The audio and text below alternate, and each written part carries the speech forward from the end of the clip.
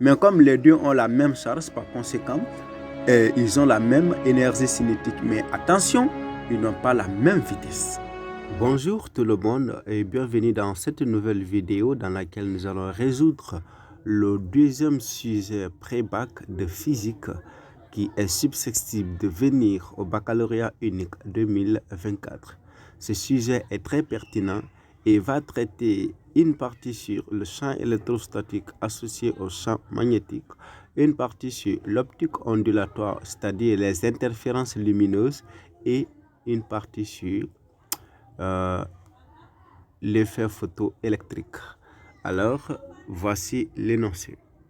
On dit, en théorie A, théorie 1, définir les termes courant de Foucault, apesanteur, flux propre, solide pseudo-isolé, onde électromagnétique. En 2, décrire le principe de fonctionnement du haut-parleur électrodynamique. B, pratique. Par l'intermédiaire d'un orifice haut situé à l'extrémité d'un tube incliné d'un faisceau d'ion calcium 2+, ayant même vecteur vitesse faisant un angle alpha 0 égal à 15 degrés avec l'horizontale, pénètre dans l'espace situé entre deux plaques horizontales distantes de D égale à 2 cm, où règne un champ électrique uniforme E d'intensité E égale à 16 pour 4 volts fois mètre moins 1. Le faisceau pour ressortir par l'orifice est situé à la distance D égale à 5 cm de haut et dans le même plan horizontal. 1A. Montrer que le mouvement des particules a lieu dans le plan OXY contenant le vecteur vitesse V0 et le vecteur champ électrique E, et en déduire en fonction de Q la charge de l'ion, la masse E, V0 et alpha 0, les équations horaires, les équations de vitesse ainsi que l'équation cartésienne de la trajectoire d'un ion du faisceau.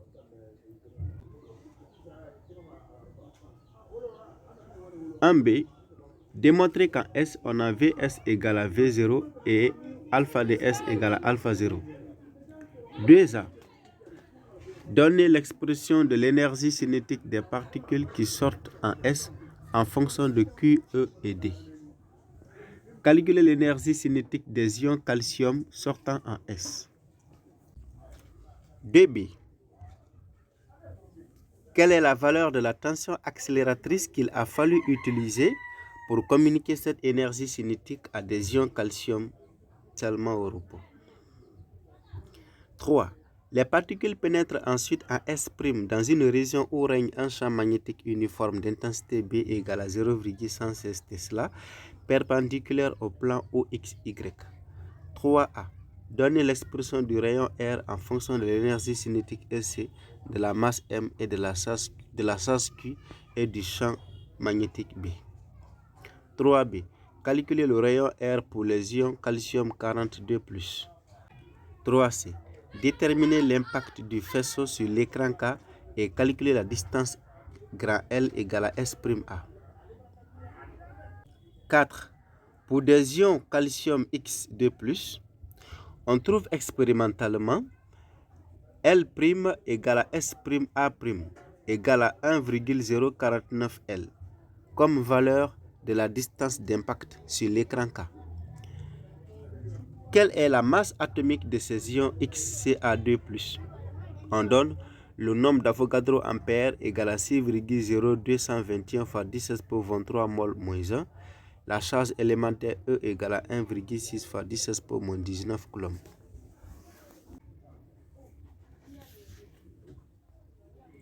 Alors ici, nous avons le schéma du phénomène. Nous avons le mouvement des ions calcium, premièrement dans un champ électrique et deuxièmement dans un champ magnétique. Dans le champ électrique, comme on l'a dit, les ions calcium seront injectés dans le champ avec une vitesse V0 qui fera un angle alpha 0 par rapport à l'horizontale X. Et ces ions calcium étant chargés positivement, on remarque très bien sur le schéma, le champ électrique est dirigé de la plaque P1 vers la plaque P2. Mais comme on sait bien que le champ électrique est dirigé de la plaque positive vers la plaque négative, alors P1 est la plaque positive. Mais comme les ions calcium sont positifs, alors une fois les ions seront lancés, ils seront déviés par la plaque là et viendront sortir en S sur l'angle alpha. Quand ils sortent en S sur l'angle alpha S ici avec la vitesse VS, ils vont continuer avec cette vitesse là dans un champ magnétique. Une fois la vitesse V dans le champ magnétique, une fois qu'il entre en S', sous l'influence du champ magnétique ici qui est sortant, les particules vont dévier et venir cogner au point A ici. Et l'écran, ça sera S'(A) qui sera noté par K. De S'(A), c'est le diamètre du demi-cercle que les ions calcium vont décrire. Et ce diamètre sera noté ici par L. En 2, 1. On considère le dispositif de Young représenté ci-contre. S1 et S2 sont deux sources lumineuses ponctuelles distance de 1 mm. Le plan P de l'écran d'observation qui est parallèle à P à S1, S2 est situé à grade D égal à 1 mètre du milieu I du segment S1, S2. Le point O est la projection orthogonale de I sur P sur la droite perpendiculaire à IO au point O et parallèle à S1, S2. Un point M est repéré par sa distance du point O. X est l'abscisse de M sur un axe orienté collinéaire à cette droite. Les deux sources S1 et S2 sont obtenues grâce à un dispositif interférentiel approprié à partir d'une source ponctuelle S située sur l'axe IO. 1. La source émet une radiation monochromatique de longueur d'onde lambda. 1A. Décrit ce que l'on observe sur l'écran. 1B. Établir en fonction de AX et D l'expression de la différence de marche du point M. 1C. Définir l'interférence et montrer qu'elle a pour expression I égale lambda D sur A. 1D. Calculer la longueur d'onde lambda sachant que I égale à 0,6 mm. 2. On remplace la source S par une source S' qui émet des radiations de longueur d'onde lambda 1 égale à 0,550 micromètres et lambda 2 égale à 0,650 micromètres. En prenant comme origine le milieu de la frange centrale, déterminer l'abscisse de la deuxième coïncidence entre les milieux des franges brillantes des deux systèmes après la frange centrale. 3. On éclaire une cellule photoélectrique par la lumière issue de la source S' avec ses deux radiations précédentes. Le travail d'extraction constituant la cathode est W0 égale à 2,068 électronvolts. 3A. Déterminer la longueur d'onde de seuil lambda 0 de la cathode. Quelles sont les longueurs d'onde des radiations issues des S' qui sont susceptibles de produire l'effet photoélectrique. 3B. Déterminer en électronvolts l'énergie cinétique maximale de sortie d'un électron extrait de la cathode de la cellule et calculer sa vitesse. On donne un électronvolt égal à 1,6 fois 10 pour moins 19 joules. La masse d'un électron égale à 9,1 fois 10 pour moins 31 kg. La constante de Planck égale à 6,62 fois 10 pour moins 34 joules. La charge élémentaire E égale à 1,6 fois 10 pour moins 19 coulombs et la célérité vaut 3 fois 10 pour 8 mètres par seconde moins 1. Voici le dispositif interférentiel en question. Ici, nous avons la source primaire qui va émettre la radiation de longueur d'onde lambda. La radiation va éclairer à ce niveau, sera émise et éclairera les deux sources S1 et S2. Chacune des deux sources diffracte la lumière, l'autre diffracte comme ça, l'autre aussi va diffracter comme ça. En cette zone, il y aura superposition et un écran ici, P, sera placé à ce niveau. L'écran va recueillir les franges et on pourra mesurer l'abscisse des franges de O jusqu'en M. Et les deux sources ici qui ont diffracté la lumière seront situées à une distance D de l'écran.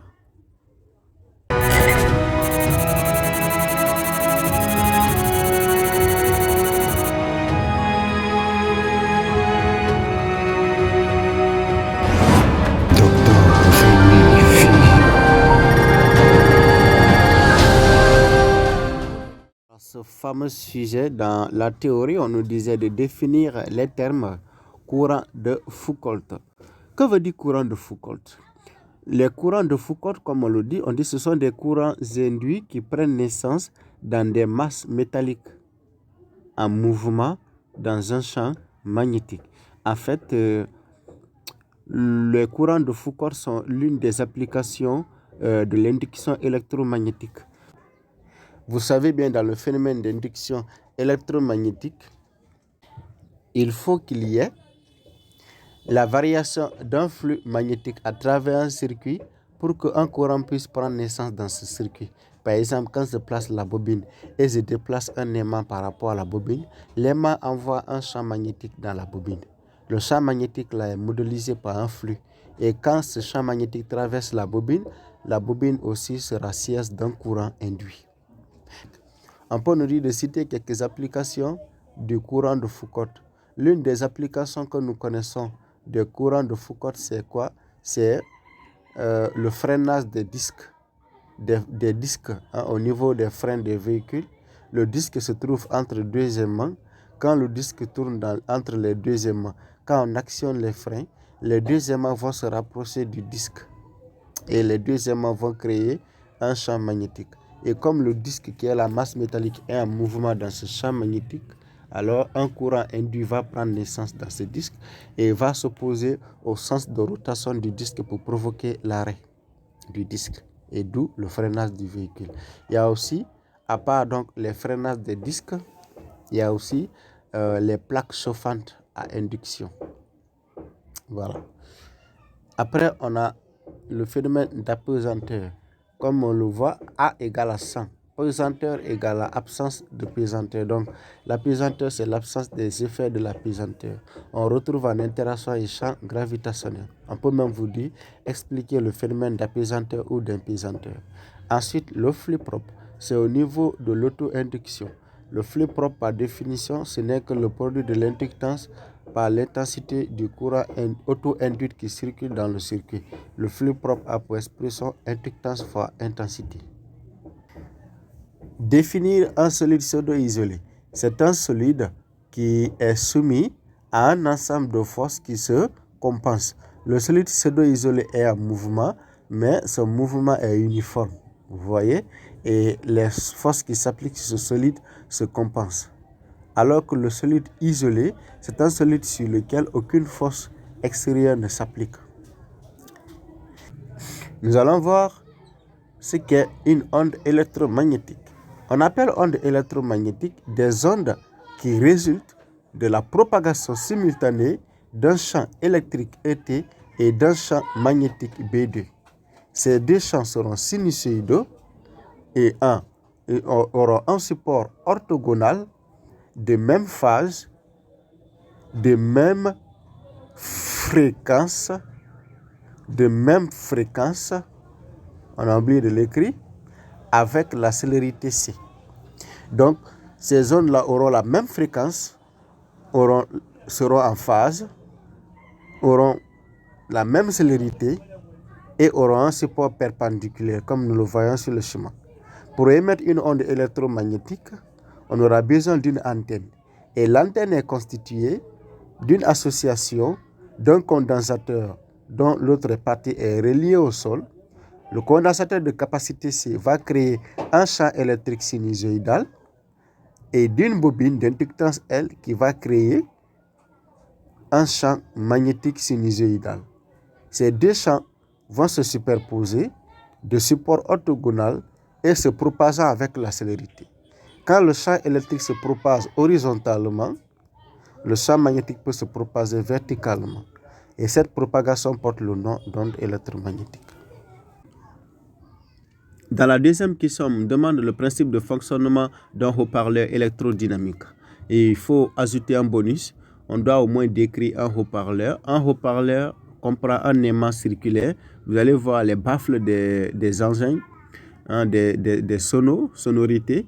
Il y a un aimant circulaire derrière. Après, dans l'aimant circulaire, là, vous allez voir ici, ça là, sous forme de U renversé aussi de l'autre côté. Ça, c'est une bobine circulaire.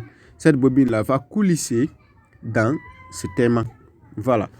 Pour bien comprendre également cette partie, vous pourrez voir ma vidéo que j'ai postée sur ma page Facebook. Je vais laisser le lien dans la description. Et la bobine mobile ici sera reliée à une membrane. La membrane est reliée donc à la bobine. Et il y aura un support mécanique qui va essayer de de compacter tous ces éléments ici. Donc l'aimant sera là. La partie circulaire qui se trouve au centre de la bobine de l'aimant, c'est le sud. À la périphérie circulaire qui entoure aussi la bobine, c'est le nord. Le champ magnétique créé est radial et perpendiculaire au courant dans les spires. Donc voici l'aimant, la partie nord est circulaire, la partie sud aussi est circulaire au centre. Maintenant, les deux recouvrent la bobine ici avec ses spires. L'aimant va créer un champ radial dirigé du sud vers le nord, ça c'est le sens du champ magnétique. Et maintenant, connaissant le sens du champ magnétique qui monte comme ça, qui descend par là, et connaissant le sens du courant, on peut appliquer la règle de la main droite. Il suffit de poser ta main droite sur les spires, dans ce sens-là. Tes 4 doigts seront orientés dans le sens du courant comme ça. Si tes 4 doigts seront orientés dans le sens du courant, ta paume, vous voyez, ta paume vers le bas. Si ta paume est vers le bas, ton pouce sera enfoncé dans le tableau. Et c'est ton pouce-là qui va indiquer le sens de la force de la place. Et pour voir encore de plus cette vidéo, je vous laisse le lien de ma page Facebook que vous allez voir aussi en détail. C'est cette partie. Maintenant, comment fonctionne le haut-parleur? Le haut-parleur fonctionne qu'en courant variable. Pas en courant continu, mais en courant variable. Donc, grâce à un courant variable qui va circuler dans la bobine, il va se créer quoi? Une force de Laplace. Mais la force de Laplace là sera orientée dans un sens du courant, puis dans l'autre sens. Pourquoi? Parce que le courant variable va changer de sens à chaque instant. Un cas typique du courant alternatif. Comme le courant change de sens, la force de Laplace aussi changera de sens. Et comme c'est la force de Laplace qui met la bobine en mouvement, la bobine donc va essayer d'effectuer des mouvements de va-et-vient. C'est pourquoi on dit l'inversion du sens de la force de Laplace entraîne un mouvement de va-et-vient de la bobine à la même fréquence que la fréquence de la tension source ou de la tension alternative ou de la tension variable. Donc, sur les spires ici, si le courant circule par là, la force de Laplace va entrer, donc la bobine va s'enfoncer dans le tableau. Si le courant circule par là, la force de Laplace va sortir et la bobine va venir vers nous. Donc c'est ce mouvement-là qui est dû au sens du courant et au sens de la force de Laplace. Maintenant, comme la bobine est reliée à la membrane, on dira donc la membrane du haut-parleur qui est reliée à la bobine vibre donc à la même fréquence que la tension. Pourquoi la membrane vibre? Parce que la membrane est reliée à la bobine et la bobine effectue des mouvements de va-et-vient à cause de la force de Laplace. Maintenant, la membrane vibrante là se trouve au contact de l'air. Vous voyez? Donc le mouvement de va-et-vient de cette membrane met l'air environnant en vibration. Cette vibration sera caractérisée par quoi? Par une sous-pression. Donc ça va diminuer la pression de l'air. Après une surpression, ça va provoquer une augmentation de la pression de l'air. Cette variation de pression de l'air entraîne exactement l'apparition d'un son. Très bien.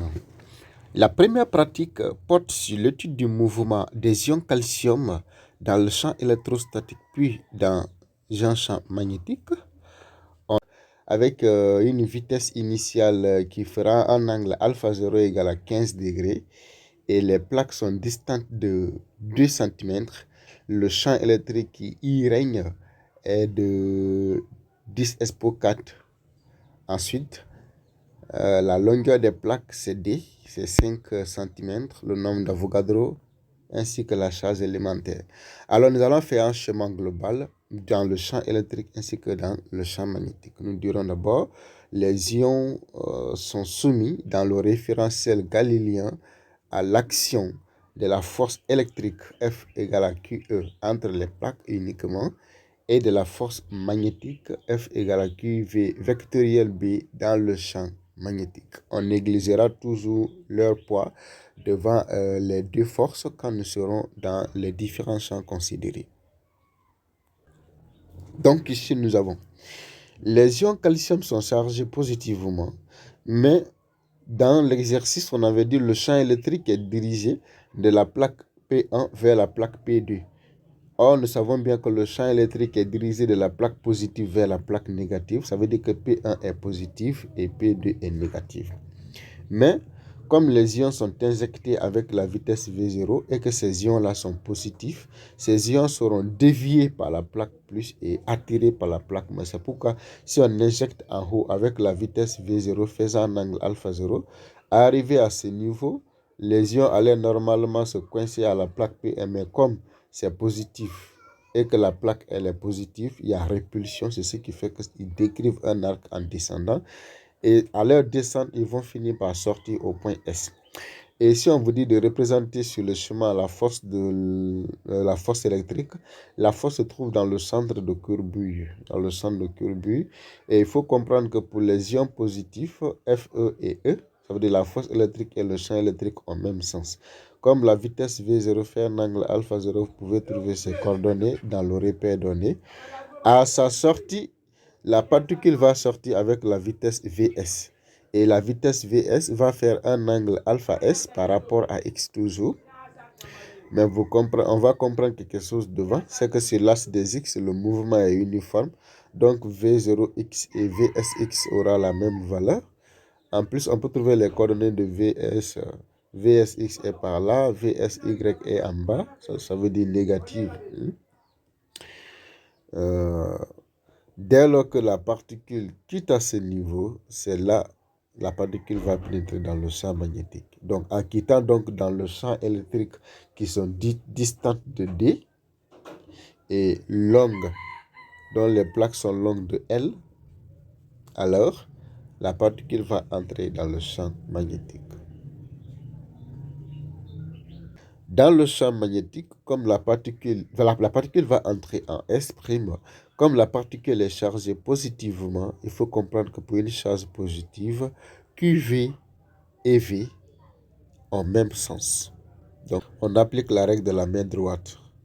Le pouce indique la force magnétique, les 4 doigts indiquent QV et la paume indique le champ magnétique. Donc, comment ça va être représenté? Comme la trajectoire est déjà décrite, vous mettez vos 4 doigts à ce niveau et vous mettez votre pouce ici. Votre paume sera tournée en haut. Donc le champ sera sortant.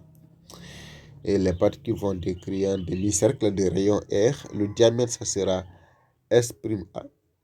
Et K, c'est l'écran sur lequel les particules vont venir cogner. Vraiment de montrer que le mouvement des particules a lieu dans un plan OXY. Alors, pour montrer cela, il faut se servir surtout des équations. Mais avant de se servir des équations, applique d'abord la deuxième loi de Newton dans le champ électrique, où tu vas négliger le poids devant la force. Donc, ça va rester uniquement la force électrique. Et l'accélération sera la charge fois le champ électrique sur la masse, c'est une constante. Maintenant, tu vas voir qu'ici, que comme le vecteur accélération, elle est constante, il s'agit donc d'un mouvement varié, et que l'équation sera du second degré de la forme OS égale à 1 demi de A fois T carré. Mais A, c'est QE sur M, donc QE sur M fois T carré, plus V0T plus OS 0. Maintenant, tu vas faire la projection dans le repère ROIJK. Dans le repère ROIJK, tu auras EA pour coordonnée EX égale à 0, EY égale à moins E et EZ égale à 0. Pourquoi EY égale à moins E? Nous remarquons ici, l'axe Y est orienté en haut, l'axe X est par là, n'est-ce pas? Ok. Maintenant, si l'axe Y est orienté en haut, c'est vertical, E également est vertical. Donc, E et Y sont sur le même axe, donc EY égale à E. Cependant, comme E est opposé et dirigé vers le bas, alors que Y est dirigé vers le haut, donc on met moins E. C'est la raison. Donc, E existe que sur l'axe là. En plus, V0 fait l'angle alpha 0 et alpha 0. Donc, on peut partir au niveau des projectiles pour trouver les coordonnées de V0x et de V0y. Ici, on aura y égale à moins E, c'est logique. Et maintenant, comme on sait bien que A égale à QE sur M, on aura AX égale à Q et X sur M. Mais comme EX égale à 0, donc AX égale à 0. AY égale à Q et Y sur M. Mais comme EY égale à moins E, on aura moins E. EZ, c'est 0. Au niveau de la vitesse initiale, vous définissez les coordonnées initiales. V0x, on avait vu, ça fait un angle alpha. Et V0x est le côté adjacent. Donc, on aura V0 cos de alpha 0. Et V0y égale à V0 sinus de alpha 0. V0z n'existe pas. Sur l'axe, à l'origine OS0, la particule entre au point O sous la vitesse V0. O est confondu à l'origine, S0 est confondu à l'origine, donc X0, Y0 et Z0 sont nuls. Maintenant, on trouve les coordonnées de la vitesse. Les coordonnées de la vitesse, on a Vx, Vy et Vz. Si OS est une fonction du second degré, donc ça veut dire que V égale à AT plus V0. Tu fais la même analogie. Tu dis Vx égale à AX fois T plus V0x. Mais comme AX égale à 0 et que V0x se résume à V0 cos alpha 0, c'est pourquoi Vx égale à V0 cos alpha 0. Vy égale à AY fois T. Mais comme AY égale à moins Q fois E sur M fois T, donc on écrit ça. Plus V0Y est égal à V0 sinus alpha 0. Et Vz égale à 0. Donc si on connaît ça, on peut aussi en déduire les équations proprement dites. On prend OS. OS est une fonction du second degré. Tu fais la même analogie. Tu dis x égale à 1 demi de AX au carré, fois T carré, pardon, plus V0x fois T plus x0. Donc, tu dis 1 demi de AX. Mais comme AX égale à 0, la partie là sera 0. Plus V0x fois T. Mais V0x égale à V0 cos de alpha 0 fois T. Après x0 égale à 0, donc ça va rester V0 cos alpha 0 fois T. Tu fais la même analogie avec Y. Moins 1 demi de, 1 demi de AY fois T carré. Mais AY égale à moins Q fois E sur M. Donc ça va se répercuter. Après, V0y fois T. V0y, c'est V0 sinus alpha fois T. Enfin, Z n'existe pas. Tu dis comme l'axe Z est nul, donc le mouvement aura lieu que sur deux axes. Et si le mouvement a lieu sur deux axes, on dit le mouvement a lieu dans un plan X, O, Y. Mais dans ce plan-là, nous allons trouver la vitesse initiale, on va trouver même le champ électrique. C'est le plan du tableau en fait. D'en déduire en fonction de QM, E, V0 et de alpha 0 les équations horaires de la vitesse et de la trajectoire.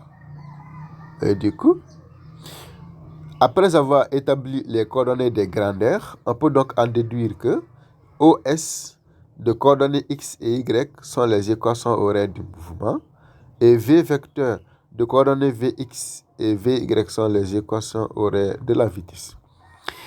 On peut en déduire l'équation cartésienne de la trajectoire en tirant le temps dans X et en remplaçant dans Y comme au niveau des projectiles typiquement.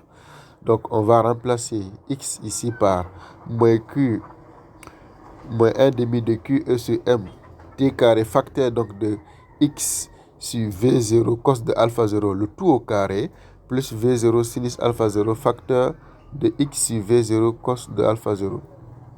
On a déduit ça fois X carré plus X alpha 0. On nous demande de démontrer qu'à S, Vs égale à V0 et alpha S égale à alpha 0. Premièrement, on peut utiliser une méthode simple qui est le théorème de l'énergie cinétique. La variation de l'énergie cinétique sera appliquée entre O et S. La somme des travaux entre O et S. S est le point final, ça veut dire la sortie de la particule, et O, la rentrée de la particule, parce que c'est ce qu'on dit. V0 et Vs. VO et Vs, pardon. Du coup, on prend ça, la variation égale le travail de la force électrostatique fois OS. Mais OS, c'est quoi? O, c'est le point d'entrée, S, c'est le point de sortie. C'est une droite. Du coup, mais la force électrique qu'on avait dit, elle est verticale, dans le même sens que E. Si la force électrique, elle est verticale, et que OS est horizontale, donc les deux sont perpendiculaires, donc le travail de la force électrique sera nul. Si le travail est nul, les énergies sont les mêmes, les vitesses seront les mêmes. dire que en S, VS a ses coordonnées, VS a ses coordonnées, VSX et VSY qui font un angle alpha S, alpha S. Et en appliquant Pythagore, on aura VSX au carré plus VSY au carré. Donc on trouve ça. Mais sur l'axe des x, Vx est égal à x ds égale à la dérivée de t égale à V0 cos alpha s. Parce que la vitesse elle est constante, le mouvement est uniforme sur l'axe des x. Donc la vitesse garde la même valeur en tout point.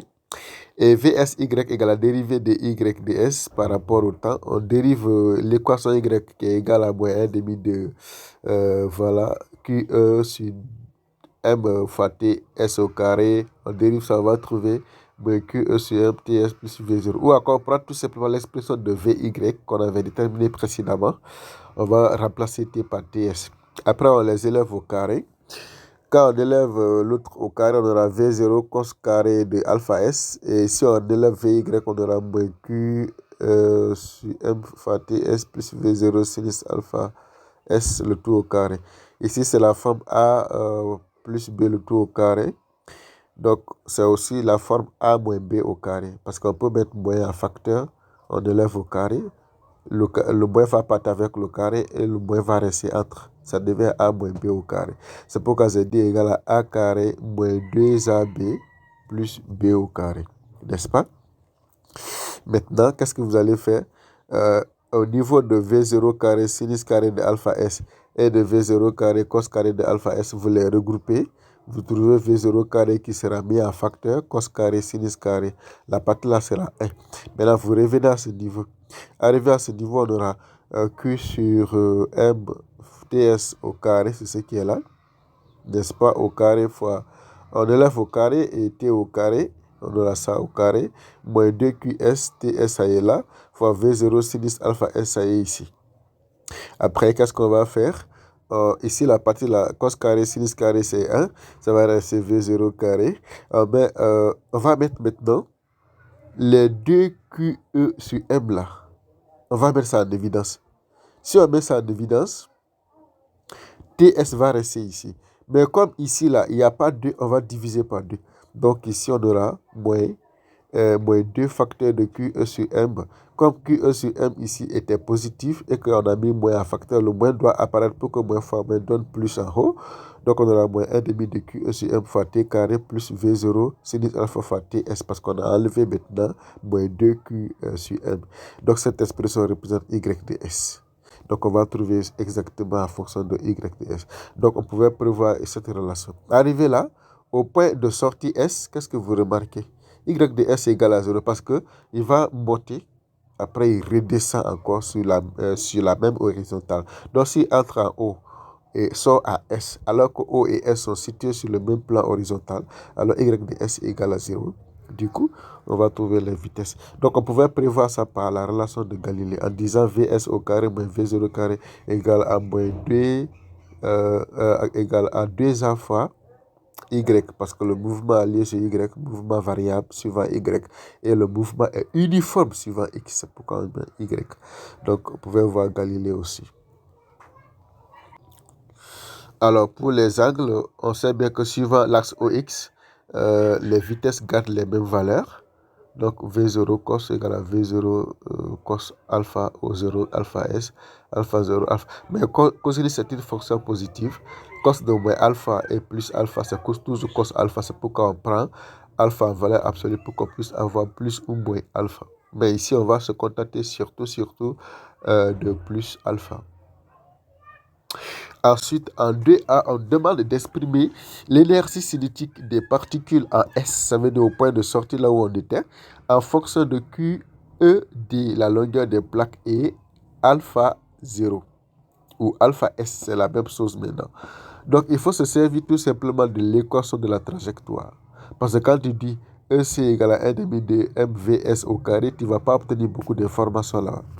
Donc, quand on prend l'équation de la trajectoire, au point de sortie, x égale à xs égale à d, on remplace x par d. Mais comme on avait dit que la trajectoire rencontre l'axe s, l'axe x, y égale à 0, donc il faut poser que cette équation est égale à 0. En plus, tu prends Cette expression, tu envoies au second membre, ça va devenir moins. Le moins avec le moins ici, ça va se simplifier. Mais comme tangente égale à sinus cosinus, tu vas trouver cette expression. Ensuite, tu peux simplifier les d avec le carré. Tu peux simplifier le cos alpha 0 avec le cos carré de alpha. Ça va rester donc QED sur 2mv0 cos alpha égale à sinus alpha 0. Ensuite, tu prends QED égale à... Tu prends mv0 carré, les deux là, tu mets 2 cos alpha 0 parce que ça nous rappelle d'une expression. Donc, ça sera sinus de 2 alpha. Arrivé à ce niveau, tu peux tirer mv0, ça sera QED sur sinus de 2 alpha. Mais comme c'est l'énergie cinétique qu'on cherche, on peut transformer ici 1 demi de mv0. On sait bien que v0 est égal à vs d'après la démonstration précédente.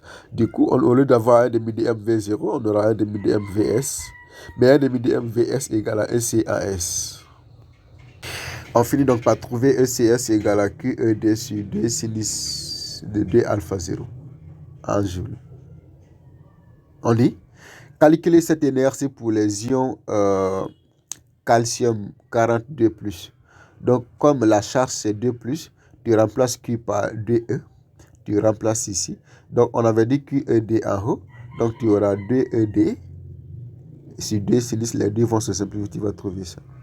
Tu procèdes à l'application numérique. La charge élémentaire est donnée 1,6 16 pour 19. Le champ électrique 16 pour 4. La distance, la longueur des plaques, 5 cm, 5 fois 16 pour moins 2. Et sinus de 2 alpha 0. Alpha 0 c'est 15. 2 fois 15 ça fait 30. Donc on calcule minutieusement, on va trouver cette valeur. Maintenant on demande de calculer la tension U qu'on devait appliquer dans le champ électrique pour que les ions calcium qui entrent en O sans vitesse initiale et on sorte en S avec la même énergie cinétique. Donc c'est simple, il faut appliquer tout simplement le théorème de la variation de l'énergie égale, la variation égale à la somme des travaux. Mais il faut comprendre que dans un champ électrique, la somme des travaux égale à la charge fois la différence de potentiel. C'est simple, hein?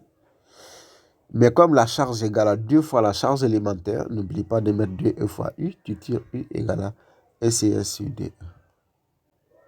Donc, on aura U égale ECS sur 2 fois. Alors, la particule va maintenant entrer dans le champ magnétique avec donc la force magnétique qui est dirigée en bas et QV et V se trouvent à ce niveau. Le champ magnétique est sortant. Pour indiquer le sens de la force, il faut appliquer la règle de la main droite. Les 4 doigts regroupés avec le pouce perpendiculaire aux 4 doigts. Les 4 doigts sont placés sur le sens là, QV. Après, la paume est tournée vers toi. Si tu tournes ta paume vers toi et tu mets tes 4 doigts ici, automatiquement ton pouce va être par là. Donc ça, c'est la force de Lorentz. Dans ce champ, on va chercher le rayon, l'énergie cinétique. On va étudier voilà, la distance S', on va voir beaucoup d'éléments à ce niveau. Donc on va un peu mémoriser le chemin et on va développer dans le temps. On nous demande d'exprimer le rayon en fonction de l'énergie, la masse, la charge et le champ. Vous savez bien que pour déterminer le rayon, il faut appliquer la deuxième loi de Newton. Comme nous sommes dans le champ magnétique, c'est l'unique force de Lorentz égale à masse fois l'accélération qui va se décomposer dans le repère de Fresnel, parce que dans un mouvement circulaire comme on le voit là-bas, c'est le repère de Fresnel comme soi. Et la force de Lorentz, c'est une force qui est centripète, ok? Pourquoi? Parce que c'est confondu à l'axe du rayon et dirigé vers le centre. Donc sa composante sur la tangente n'existe pas. Si sa composante sur la tangente n'existe pas, alors que sa composante sur la tangente égale à m fois A tangentiel, c'est que A tangentiel aussi n'existe pas. Et donc si A tangentiel est nul et que A tangentiel égale dérivée de la vitesse par rapport au temps, on ne va plus regarder A tangentiel, on dira donc dérivée de la vitesse par rapport au temps égale à 0. Ça veut dire que la vitesse elle est constante, par conséquent le mouvement est uniforme. Et si le mouvement est uniforme, l'accélération va se résumer à l'accélération normale. On prendra donc la force de Lorentz A norme égale à Q fois Vs fois B égale à M. Au lieu maintenant de dire M fois A, on dira M fois A normal. Et A normal égale à V carré sur R. Et les V carrés avec les V, ça va se simplifier. On aura QB égale à MV sur R. Quand on tire R, on aura MVS sur QB. Mais comme on sait bien que l'énergie cinétique égale à 1 demi de MVS au carré, on peut tirer VS égale à racine de DES sur M. On vient, on remplace dans l'expression du rayon, on va trouver l'expression qui est là. Maintenant, comme la masse est sous le radical et que la masse est dehors, cette masse-là, on peut rentrer sous le radical en l'élevant au carré ici. Si on élève au carré, racine de A fois racine de B égale à racine de A fois B, M carré avec M, ça va se simplifier, on aura 2M fois ES sur QB. Voilà, on nous demande de calculer ce rayon pour le calcium 42+. Alors, il faut d'abord s'imprégner de l'expression qu'on vient de voir. Nous savons bien que le rayon a pour expression racine de 2 fois la masse de calcium, 42+, fois l'énergie au point de sortie sur la charge fois le champ magnétique. Nous savons bien que le calcium est ionisé 2 fois, donc Q égale à 2 fois la charge élémentaire. À nous maintenant de chercher la masse expérimentale du calcium. Comme la masse expérimentale n'est pas donnée et que le nombre d'Avogadro est donné, et du coup, il faut créer la relation entre le nombre d'Avogadro et la masse. On sait bien que le nombre d'Avogadro ampère, c'est l'inverse du nombre de moles. Et du coup, ça sera la masse molaire sur la masse expérimentale. Et la masse expérimentale sera donc égale à la masse molaire sur le nombre d'Avogadro. La masse molaire est de 40 grammes par mol, mais nous voulons que la masse soit en kilogrammes. Donc les 40 grammes par mol, on ramène en kilogrammes. Ça devient 4 fois 10 pour moins 2 kg par mol sur le nombre d'Avogadro. Donc on a gardé ça. Maintenant, si on remplace dans l'expression du rayon qu'on avait vu précédemment, on va trouver ça. Et là, on peut séparer le radical à racine de 2m fois ES sur racine du nombre d'Avogadro. Racine du nombre d'Avogadro, ça descend. Après, il y a 2 ici. Sous le radical, il y a 2 en bas. Le 2 là, on peut faire rentrer. On élève au carré, ça fait 4 ici. Pour que voilà, ça va se simplifier, quoi. Donc, ça va rester 2 en bas. Maintenant, on aura racine de MES sur 2 fois le nombre d'Avogadro. Mais n'oublions pas la charge élémentaire fois le champ magnétique ici. Les 2E, ça, nous connaissons bien, c'est la valeur de la charge. Et là, maintenant, on peut procéder à l'application numérique. On aura la charge élémentaire 1,619, le champ magnétique 0,116, la masse molaire c'est 40 fois 10 pour moins 3.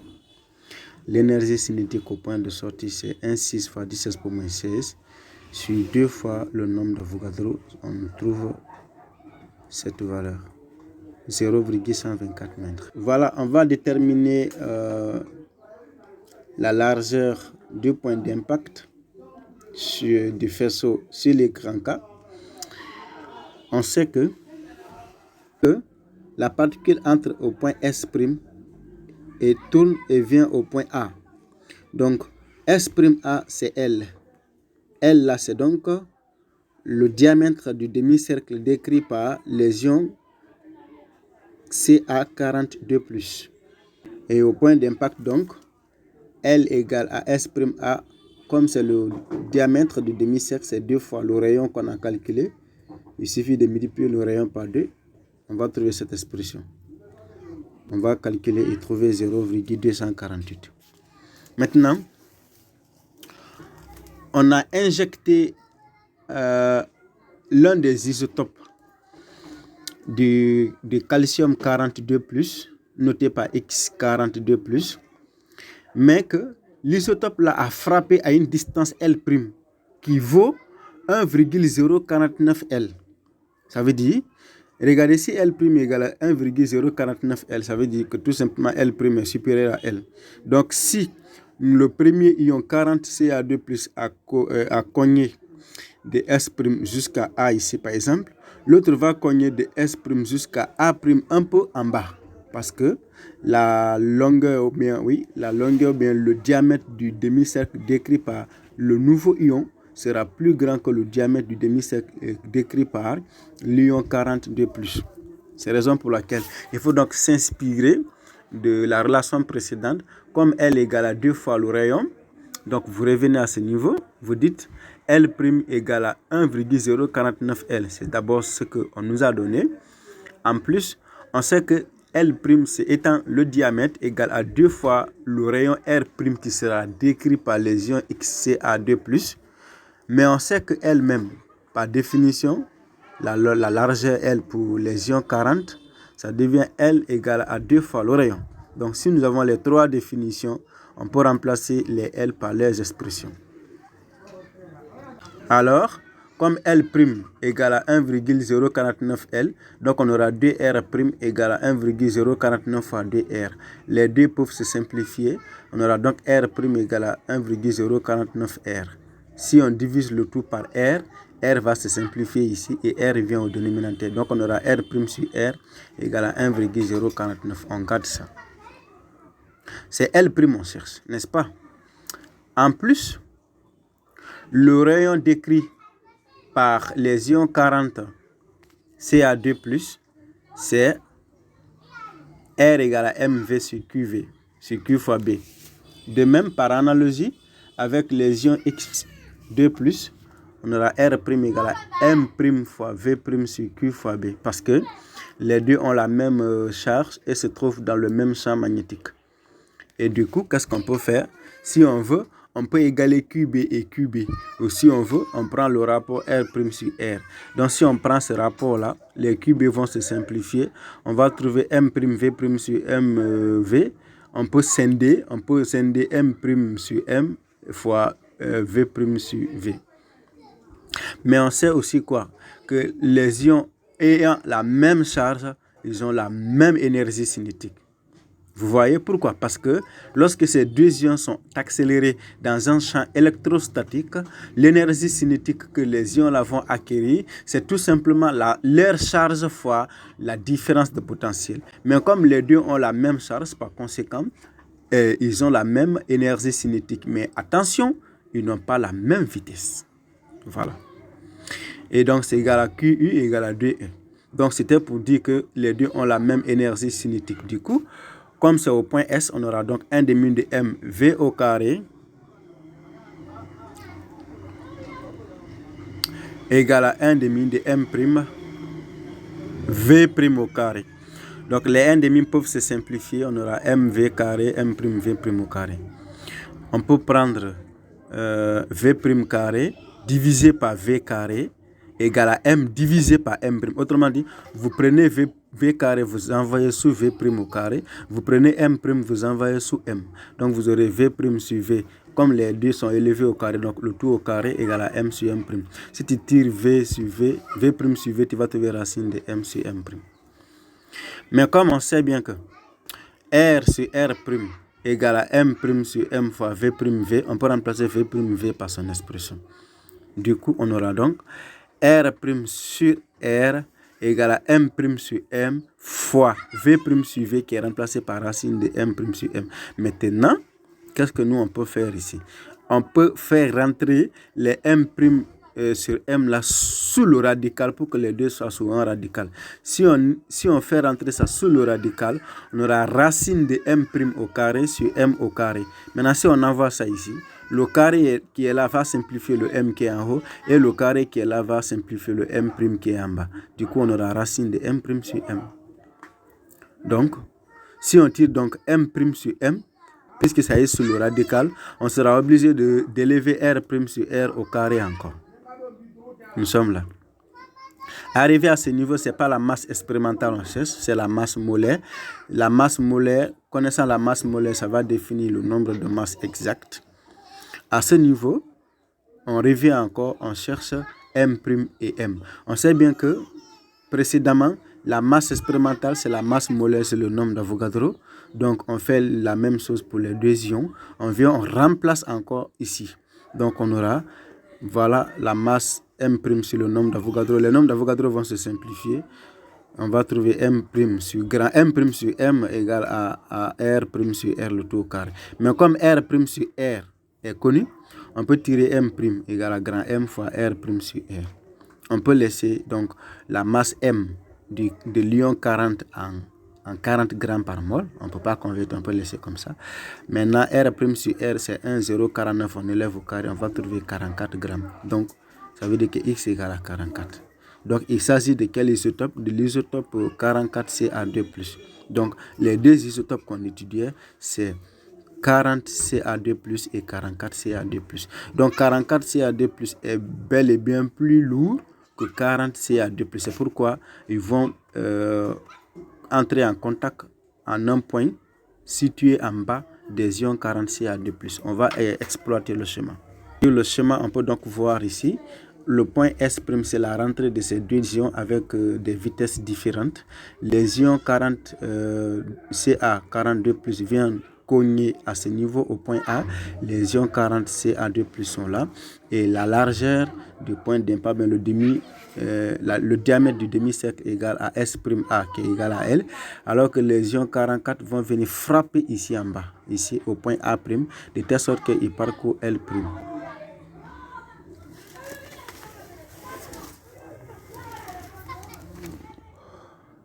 Le deuxième sujet porte sur l'optique ondulatoire et la physique nucléaire. Dans la première partie, ça sera sur l'optique ondulatoire et nous nous servirons de cette longueur d'onde pour pouvoir entrer en physique nucléaire. Donc, nous allons étudier le dispositif interférentiel de Thomas Young. Alors, le dispositif comprend ici une source primaire S qui va émettre la lumière sous différentes directions.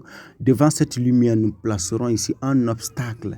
L'obstacle sera muni de deux fentes S1 et S2.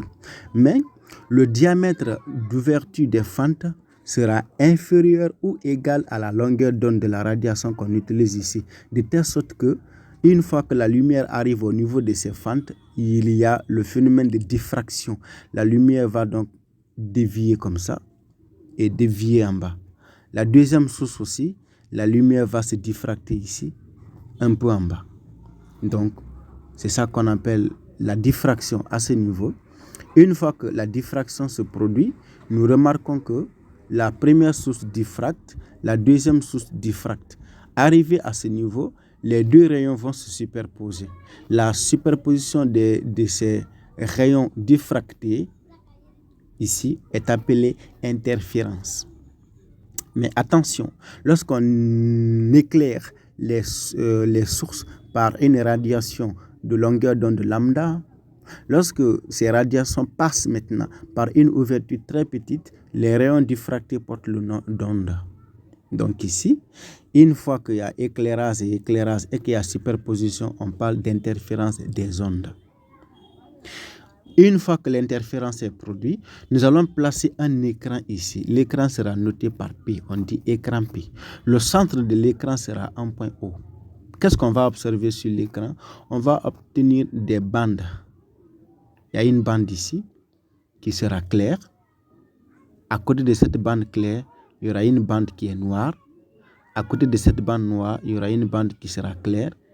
Dans le côté positif en montant et dans le côté négatif en descendant à partir de haut. Et chaque bande sera située sur l'écran à une distance X du centre. On prendra un point M comme étant le point où il y a eu la superposition, appelé point d'interférence. Répondons à la première question. Mais avant d'y arriver, les deux sources S1 et S2 seront distantes de A. Les centres sera I.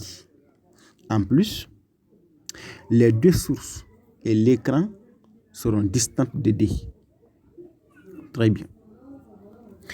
Première question, 1A. On dit de décrire le phénomène que nous allons observer sur l'écran P.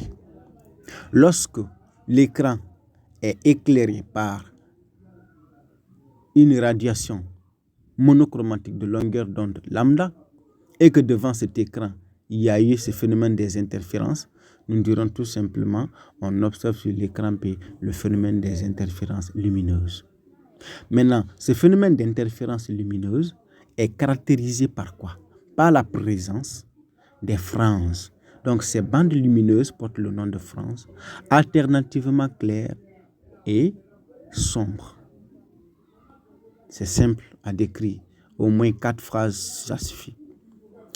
En B, on demande de démontrer l'expression de la différence de masse sigma en fonction de A, X et D. Ça veut dire en fonction de la distance A entre les sources, en fonction de X qui sépare O de M et en fonction de D, la distance des sources à l'écran. On va exploiter ce chemin. À ce niveau, nous allons passer par deux méthodes. La méthode analytique et la méthode géométrique. Méthode analytique, qu'est-ce que nous remarquons? Lorsque les ondes proviennent donc de la source S1 et S2, les ondes parcourent les distances respectives de S1 à M notées par D1 et de S2 à M notées par D2. La distance parcourue par l'onde de S1 à M est appelée la marche de la première onde. La distance parcourue par S2 jusqu'à M est appelée la marche de la deuxième onde. Mais on remarque que D1 et D2 ne sont pas les mêmes. D2 est supérieur à D1. Ce qui veut dire, si on prend la distance, l'extrémité de D1, on projette jusque-là, on coupe à ce niveau au point H, on remarquera que la distance HM est presque égale à la distance S1M. Alors que D2 quitte de S2 jusqu'à M. Donc D2 égale à S2H plus HM. Mais HM égale à S1M égale à D1. Ça veut dire que D2 égale à S2H plus D1. En plus, S2H est appelé la différence de marche. Donc on appelle différence de marche la différence entre la marche de la deuxième onde et la marche de la première onde. C'est pourquoi on dit D2 moins D1. Et le nom même est simple, différence de marche. Ou bien différence de distance. Alors, pour la méthode analytique, on va considérer deux triangles. Le triangle S1, AM, S1, AM. Deuxième triangle, le triangle S2, BM. S2, BM. Donc, dans les triangles rectangles S1, AM et S2, BM, on peut appliquer propriété de Pythagore. L'hypoténuse dans le triangle S1, AM, l'hypoténuse égale à S1M au carré, égale à S1A au carré plus AM au carré. S1M au carré égale à S1A au carré plus AM au carré. Mais S1M égale à D1, S1A égale à grand D, alors que AM est comment? On remarque d'abord que OM égale à X, OA égale à IS1, et IS1 c'est la moitié de A, donc IS1 égale à OA. N'est-ce pas? OA plus AM égale à OM qui est égal à X. Ce qui veut dire que AM égale à X moins AO. Mais AO égale à IS1 et IS1 c'est la moitié de A. En plus, dans le triangle S2BM, l'hypoténuse S2M au carré égale à S2B au carré plus BM au carré. Mais S2M au carré égale à D2 au carré, S2B au carré égale à grand D au carré, BM au carré égale à BO plus OM, mais OM égale à X. Maintenant, BO égale à IS2. Et IS2 est aussi égal à A demi. Donc, BM égale à X plus A demi. Alors que AM égale à X moins A demi. Du coup, on revient à ce niveau. S1M égale à D1, S2M égale à D2, S1A égale à S2B égale à D. Donc, on revient ici. Mais on avait dit que AM égale à X moins AO égale à X moins S1. On a déjà expliqué ça, A demi. L'autre aussi, X plus A demi. On élève donc au carré membre à membre. On va trouver les expressions qui sont là. Après, on fait la différence 2 moins 1. Donc, quand on prend 2 moins 1, on aura D2 moins D1 égale à D carré plus l'autre là. Le deuxième facteur, moins rentre partout. Donc, premier facteur. Les D vont se simplifier. Mais D2 carré moins D1 carré égale à D2 moins D1 facteur de D2 plus D1. Maintenant, ici, là, on développe, ou bien on laisse. Ici, nous avons moins D plus D, ça va partir. On aura X plus A demi au carré moins X, moins facteur X moins A demi au carré. Donc, c'est la forme A carré moins B carré. Donc, égal à A moins B. Maintenant, quand le moins rentre, A d'abord, ça y est là. Maintenant, moins fois X égale à moins X. Maintenant, moins fois moins, ça devient plus ici. Après, on a A plus B. Plus B. Maintenant, moins X et X, ça va se simplifier. A demi plus A demi égale à A. X plus X égale à 2X. A demi moins A demi, ça va partir. Donc, on aura 2AX. On va trouver ça d'abord.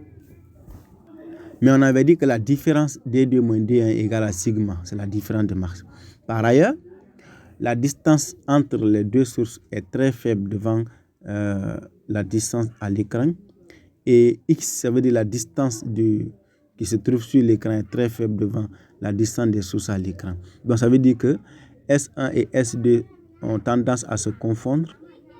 Donc, D1 et D2 ont tendance à être égales. M a tendance à se confondre en haut. C'est pourquoi on suppose que les deux sont donc horizontales et même distance que D. Donc, si maintenant D1 est sensiblement égal à D2, sensiblement égal à D, c'est que la somme donc des deux, D1 plus D2, ça sera sensiblement égal à 2 fois D. Du coup, on avait dit un facteur D2 moins D1, facteur de D2 plus D1 égale à 2AX. Maintenant, D2 moins D1 égale à sigma, D2 plus D1 égale à 2D. On trouve enfin 2D sigma égale à 2AX. On peut simplifier les deux, sigma égale à AX sud. Si on veut passer par la méthode géométrique, c'est simple. Pour la méthode géométrique, on considère le triangle S1, S2H. S1, S2, c'est l'hypoténuse, c'est la distance A. S2H, c'est la différence de marche. Alors que S1H, c'est le côté adjacent et l'angle sommet, c'est θ. Le deuxième triangle, c'est le triangle MOI. MOI, le triangle moi. Donc, dans ce triangle, le côté opposé, c'est OM, c'est X. Le côté adjacent, c'est IO. L'hypoténuse, c'est IM. Alors ici, connaissant ces deux triangles, on peut appliquer quelques propriétés géométriques. Nous aurons donc par la méthode géométrique la considération des triangles S1, S2H et MOI. Donc, dans le triangle S1, S2H, sinus de θ égale à S2H sur S1, S2. Mais S2H, c'est la différence de marche et S1, S2, c'est A. Tangente de θ égale au côté opposé OM sur OI égale à X sur D. Mais A est très inférieur devant D. Donc, l'angle θ est faible par alpha. Donc, sinus de θ et tangente sont les mêmes. Donc, on peut égaler et trouver la. Et maintenant, on nous demande de définir l'interfrange et de démontrer son expression. L'interfrange, c'est quoi? Lorsque maintenant nous avons l'écran ici, par exemple, et que le point d'interférence est là, O est la frange centrale. À partir de la frange centrale, on peut commencer à compter les franges successivement. Maintenant, si on prend que les franges brillantes, la frange centrale est une frange brillante. On a la première frange brillante, on a la deuxième frange brillante. Le milieu de la première frange brillante et le milieu de la deuxième frange brillante sont séparés par l'interfrange. Donc l'interfrange, c'est la distance qui sépare les milieux des deux franges consécutives de même nature. Donc si on prend la frange brillante d'ordre P et la frange brillante d'ordre P plus 1, parce que les deux sont consécutifs, les deux étant consécutifs, on prend les milieux, ça sera I. Et la frange d'ordre P A pour abscisse XP et la frange d'ordre P plus 1 A pour abscisse XP plus 1. Comment montrer que I égale lambda D sur A? Donc, les franges sur l'écran P se forment avec des ordres donnés. n'est-ce pas? Maintenant, pour la première France d'ordre P, de la France qui est choisie, quoi. Normalement, on ne dit pas première France, mais on dit la PIème France. Donc, cette France a pour différentes démarches sigma égale à P fois lambda, mais aussi, on sait bien que sigma égale à AX sur D. Maintenant, pour la France d'ordre P, on aura AXP sur D. On peut égaler les deux sigma, on aura AXP sur D égale à P fois lambda, et du coup, XP égale à P lambda D sur A. Ça, c'est la France d'ordre P. Maintenant, pour la France d'ordre P plus 1, il suffit d'ajouter P plus 1 ici. Donc, pour la France consécutive d'ordre P plus 1, nous avons sigma égale, la différence de marche égale à P plus 1 fois lambda, mais c'est aussi égal à AX de P plus 1 sur D. On peut donc égaler les deux sigma pour se former, sera donc XP plus 1 égale à P plus 1 fois lambda D sur A. Mais on avait dit que l'interférence est la différence entre les abscisses. L'abscisse de la France située devant, moins l'abscisse de la France qui la suit. Du coup, on aura P plus 1 fois lambda D sur A moins P fois lambda D sur A. On met lambda D en facteur, on va trouver lambda D sur A. On me demande de trouver la longueur d'onde connaissant l'interférence. Comme je connais I, je tire lambda. Je mets l'application numérique. Mais attention, hein, il faut ramener toutes les grandeurs dans le système international. Tu vas trouver moins 6. Moins 6, là, c'est micromètre. Donc, tu auras micro. Si tu veux, tu peux ramener en nano. Dans ce cas, c'est moins 9. Donc, il te faut ajouter 2 zéros ici. Ce sera 600 nanomètres. Très bien. Nous allons parler un peu de l'aspect de l'écran avant de continuer. Sur l'écran, comme on l'avait dit, ce sont des franges qui se forment, les franges claires et les franges sombres. Les franges là sont alternativement claires et sombres. La frange au centre est toujours une frange brillante. L'ordre des franges brillantes, c'est toujours du centre. Hein? L'ordre de la frange centrale est toujours K égale à 0. L'ordre, ça va définir premier, deuxième, ainsi de suite.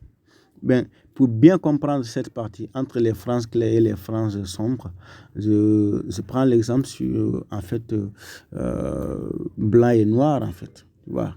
Donc blanc occupe toujours la première place, noir occupe toujours la deuxième place. Donc si on prend la première frange claire, on dit K égale à 1, ce sont des entiers. La deuxième frange claire, K égale à 2, sont des entiers. Troisième frange claire, K égale à 3. Mais les deux se situent sur le même écran. Maintenant, quand on dit première frange noire, alors on sait bien que première frange claire, K égale à 1. Alors que première frange noire est devant 1. Donc nous sommes entre 0 et 1. Entre 0 et 1, il faut d'abord passer par combien? Par 1,5. C'est la raison pour laquelle la première frange sombre a pour ordre K égale à 1,5. On continue. Deuxième frange claire, c'est K égale à 2. Donc, deuxième frange sombre égale à combien?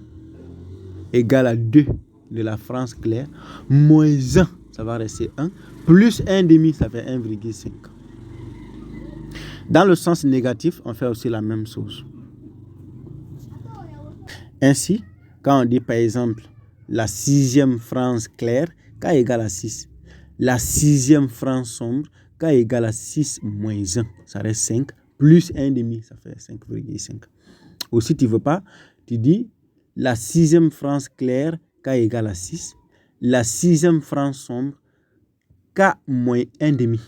Donc 6 moins 1,5 égale à 5,5, c'est la même chose. Alors, en 2, la source S est remplacée par S' qui émet deux radiations lambda 1 égale à 0,550 et l'autre 0,650. On me demande de trouver l'abscisse de la deuxième coïncidence des franges brillantes à partir de la frange centrale. Nous remarquons que comme ces deux radiations de longueur d'onde lambda 1, lambda 2, chaque radiation va créer son système de franges avec la même frange centrale. Donc sur l'écran, il y a deux systèmes qui vont se superposer. Le premier, bon, maintenant nous, le chemin qu'on va faire, on va les placer l'un à côté de l'autre, mais en réalité c'est superposé, ok? Maintenant, il faut bien comprendre ici. Lorsque lambda 1 égale à 0,550, la longueur d'onde elle est petite, donc l'interférence aussi est petite. Ici, la longueur d'onde est grande, l'interférence est grande. Donc ici, comme la longueur d'onde est petite et l'interférence est petite, donc les franges sont de petite taille et nombreuses. Et ici, les francs sont de grande taille et par rapport au premier système ici. Comment calculer l'abscisse de la deuxième coïncidence? Il faut d'abord définir l'abscisse d'une France brillante d'ordre P égale à K. Pour les francs sombres, c'est P égale à K plus 1,5 ou bien K moins 1,5. Maintenant, si tu prends P égale à K plus 1,5 pour les francs sombres, quand on dit sixième franc sombre, tu seras obligé d'enlever 1 dans 6. Ça va rester 5. Mais pour ne pas te tromper, tu peux dire P égale à K moins 1,5. Quand on dit sixième franc sombre, tu prends 6 moins 1,5, ça reste 5,50. Maintenant, pour les francs brillantes du premier système de longueur d'onde lambda 1, tu auras x de K1 égale à K1 lambda 1 D sur A. Pour le deuxième système, tu auras K de lambda 2 sur A. Une fois que tu trouves, on dit il y a coïncidence lorsque les deux sont situés à la même distance de la France centrale. On peut simplifier les D sur A, on trouve K1. On prend le rapport, on prend les longueurs d'onde, le rapport, on commence à simplifier jusqu'à trouver une fraction irréductible. Quand on trouve la fraction irréductible, par simplification par des facteurs communs, on trouve K1 sur K2 égale à 13 sur 11.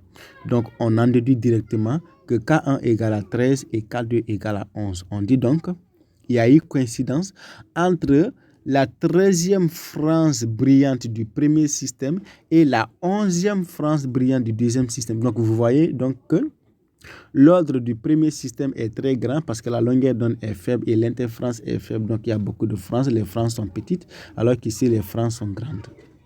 Donc, la première coïncidence est entre la 13e France brillante et la 11e France brillante. Maintenant, pour trouver la deuxième coïncidence, la troisième coïncidence jusqu'à la nème coïncidence, il faut multiplier par le facteur n. Donc, n en haut et n en bas. Première coïncidence, tu mets 1 en haut, 1 en bas. Ça reste 13 11e. C'est pourquoi on dit première coïncidence entre 13e France brillante de lambda 1 et 11e France brillante de lambda 2. Deuxième coïncidence, tu mets 13 fois 2 sur 11 fois 2. Ça fait 13 fois 2, ça fait 26 sur 22. Donc, on trouve ici 26 sur 22. Donc, deuxième coïncidence entre 26e France brillante de lambda 1 et 22e France brillante de lambda 2. Troisième coïncidence, 13 fois 3, 11 fois 3. Nème coïncidence, 13 fois n, 11 fois n. C'est facile, hein? Donc, la deuxième coïncidence est entre la 26e France brillante de lambda 1 et la 22e France brillante de lambda 2. Du coup, K1 égale à 26 et K2 égale à 22.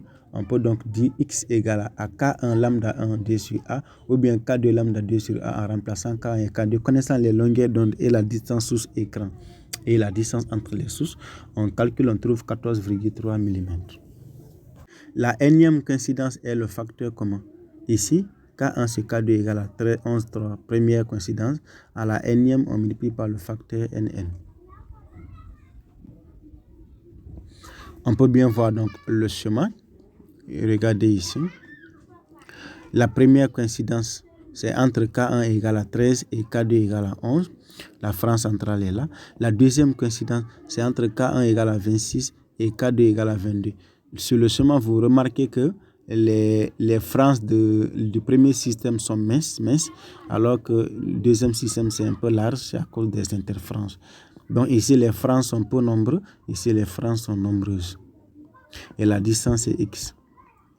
Il faut remarquer ici, on sait bien que la longueur d'onde lambda 1 est inférieure à la longueur d'onde lambda 2. Du coup, P1, ça veut dire l'ordre des frances du premier système est égal à une constante K plus l'ordre des frances du deuxième système. Vous voyez, ça c'est pour la première coïncidence. Et pour cette première coïncidence, ici, on a 2. Parce que entre 11 et 13, le facteur c'est combien? 11. Pour aller de 11 à 13, il faut compter 2. Ou bien donc 11 égale à 13 égale à 11 plus 2. Donc K1 égale à K2 plus 2. Maintenant, si on monte à ce niveau, de 22 à 26, il faut compter 4. Donc 26 égale à 22 plus 4. Mais 4 égale à 2 fois 2. Ce qui nous permet de dire que si on monte donc jusqu'à la nème coïncidence, P2 égale à n fois K plus P1 égale à n fois K plus P2 à la nème coïncidence. Donc c'est simple, n'est-ce pas? Et maintenant, la source S' avec ses deux radiations vont éclairer une cellule photoélectrique. Qu'est-ce qu'une cellule photoélectrique? Cellule photoélectrique ou cellule photovoltaïque ou photopile, c'est la cellule qu'on utilise pour pouvoir alimenter, produire l'énergie à partir de quoi? De la lumière du soleil. Et ça obéit au phénomène d'effet photoélectrique. La cellule va comprendre la cathode qui est chargée négativement. Donc, si la cathode est chargée négativement, ça veut dire que ça porte un excédent, ça veut dire beaucoup d'électrons. L'anode sera chargée positivement. Qu'est-ce que nous allons voir?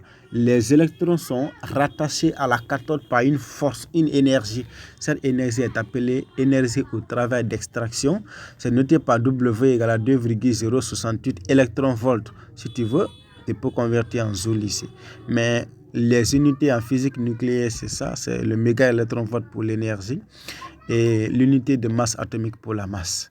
Donc ici, l'électronvolt sera là, c'est le travail d'extraction, c'est la force qui lie, ou bien l'énergie qui lie les électrons à la cathode.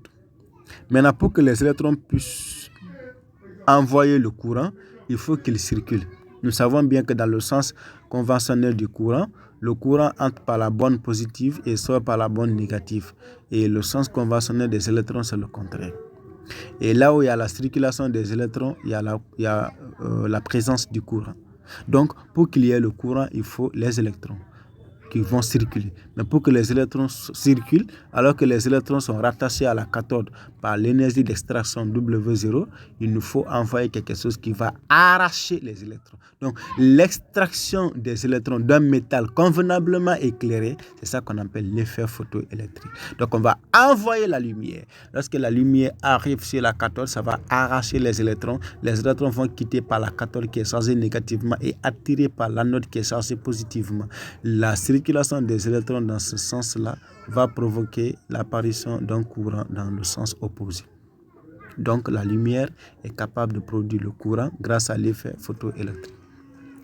On me demande de trouver la longueur d'onde seuil. Il faut connaître ici la formule de Planck. On sait bien que Planck a dit que l'énergie apportée par un photon égale à la constante de Planck fois nu. N'est-ce pas? Donc, mais nu, c'est la fréquence. La fréquence, c'est la célérité sur la longueur d'onde. Donc, si tu tires la longueur d'onde égale à la constante de Planck fois la célérité, c'est le travail d'extraction. Du coup, As fois C, As c'est 6,62 fois 10 expo 34. La célérité 3 fois 10 expo 8. W0 2,068 fois 1,6 fois 10 expo 19. Tu vas trouver 0,600 micromètres. La question, est-ce qu'il y a effet photo? Il y a effet photoélectrique lorsque la lumière vient avec un travail supérieur ou égal au travail d'extraction. Ou bien la lumière arrive avec une longueur d'onde inférieure ou égale à la longueur d'onde seuil. Mais on remarque que lambda 1 qui est présente dans la radiation, dans la source S' égale à 0,550, c'est strictement inférieur à lambda 0. Donc ça va provoquer de l'extraction et donc produire l'effet photoélectrique.